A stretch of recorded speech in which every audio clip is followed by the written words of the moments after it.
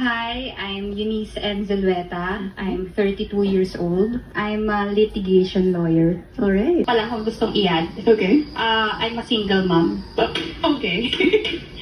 Okay, so may mga ilang nag-pop din ng balloon. So let's start over here. I don't have anything against single moms. It's just not my cup of tea. I'm not saying I want my own family. I'm just saying that I personally think that I am not capable of providing for a child that isn't mine. So, yeah, I'm just straight up with it. So, I'm sorry. Ako kasi kaya kong mag-provide para sa anak ko. I could provide for my child.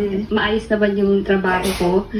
Hindi naman nagkukulang. Okay din. There's a saying na dating a single mom is like playing a video game and continuing someone's save game data. So yeah, so for me, it's a hard pass. Do you have any response to that? Ang ganun na problema nila, parang, I'm sorry for the term medyo immature. You know, I am a lawyer. I am a lawyer at work. Of course, I work to argue, to litigate. But of course, at home, if I become a wife to someone, I will serve him with all my heart at pagsisilbihan ko siya bilang asawa niya.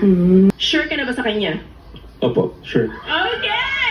And sure ka na ba sa kanya? Gusto ko ipop. Oh, okay. Gusto niya daw talaga i-pop. Okay, so go ahead. Oh, okay. So anong reason? Kasi nga, I really joined this game just for fun. Hindi. Wait, actually, we don't have a match today, but thank you, both of you, and good luck to all your future love endeavors.